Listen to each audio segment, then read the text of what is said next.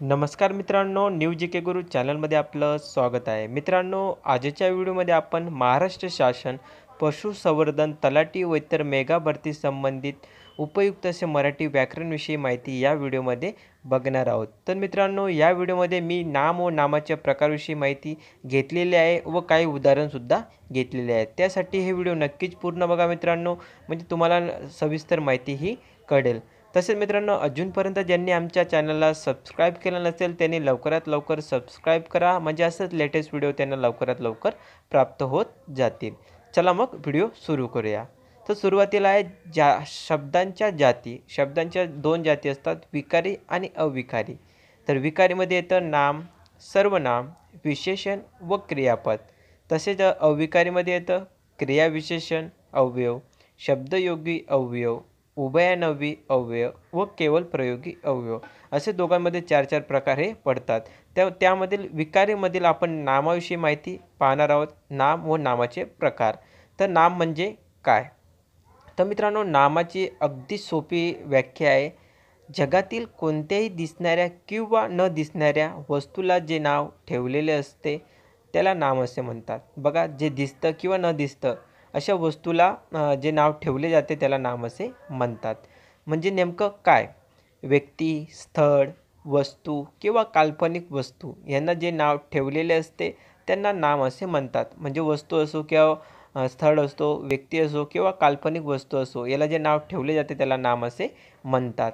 म्हणजे मग उदाहरणाच्या स्वरूपात आपण बघूया, नामाचे उदाहरण बघूया. बघा, इथं दिले बघा, गणेश, चेंडू, गंगा, नाक, बहीण, राक्षस, आनंद, नम्रता, गुलाब, विकास, पर्वत, पेढा, भाऊ इत्यादी. बघा मित्रांनो, हे नाव ठेवले गेलेले आहेत आणि अशा प्रकारे हे नामाचे उदाहरण आहेत.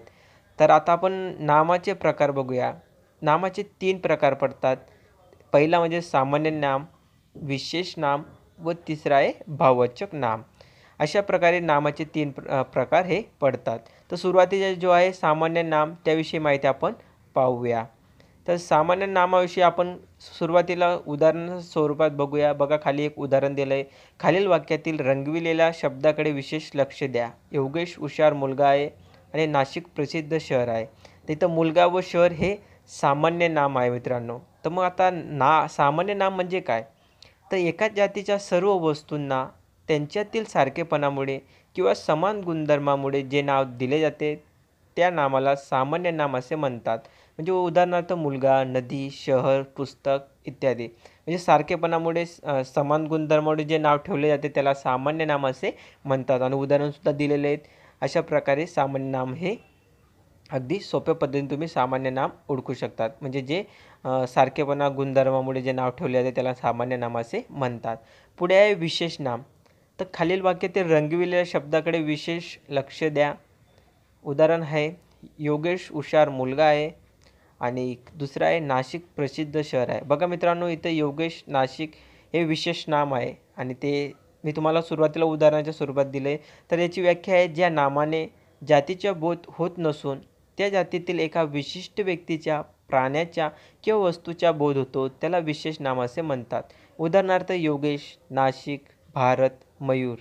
बघा मित्रांनो, जिथं विशेष म्हणजे विशेष हा शब्द जिथं येईल, विशेष व्यक्ती असो, विशेष स्थळ असो किंवा विशेष एखाद जागा असो, असे जिथं शब्द येतील तिथं विशेष नाम हे असेल.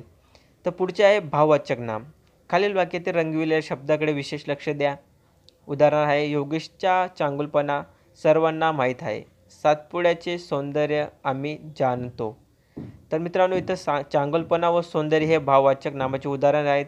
व्याख्या आहे, ज्या नामाने वस्तूमधील किंवा प्राण्यामधील गुणधर्म किंवा भाव याचा बोध होतो त्याला भाववाचक नाम असे म्हणतात. उदाहरणार्थ मोठेपणा, माणुसकी, नम्रता, चांगुलपणा, चपळाई इत्यादी. बघा मित्रांनो, भाव म्हणजे मनातील आतील जे मोठेपणा असो, माणुसकी असो, नम्रता असो, चांगुलपणा असो, अशा शब्दाचा इथं उपयोग होत असेल. म्हणजे जे भाव म्हणतो आपण, आतील भाव असतात ते, त्यांच्या जिथं उपयोग होतो तिथं भाववाचक नाम हे असते. तर मित्रांनो, नामाचे प्रकार ओळखा. मी काही उदाहरण घेतलेले आहेत आणि त्या उदाहरणांचे तुम्हाला आन्सर कमेंट्स करायचे मित्रांनो. तर बघा, खाली दिले सामान्य नाम, विशेष नाम व भाववाचक नाम. तर खालील जे उदाहरण दिले त्यामधील तुम्हाला सामान्य नाम, विशेष नाम व भाववाचक नाम ओळखायचे व ते कमेंट्स करायचे.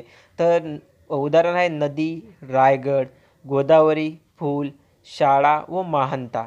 तर यांचे आन्सर जे ते ते ते ते तुम्हाला कमेंट्स करायचे. तर मित्रांनो, व्हिडिओ नक्की तुम्हाला आवडला असेल. व्हिडिओ आवडल्यास व्हिडिओला लाईक करा, शेअर करा व अशाच प्रकारचे नवनवीन व्हिडिओ प्राप्त करण्यासाठी चॅनलला नक्कीच सबस्क्राईब करा. धन्यवाद मित्रांनो. पुढच्या व्हिडिओत भेटूया. बाय.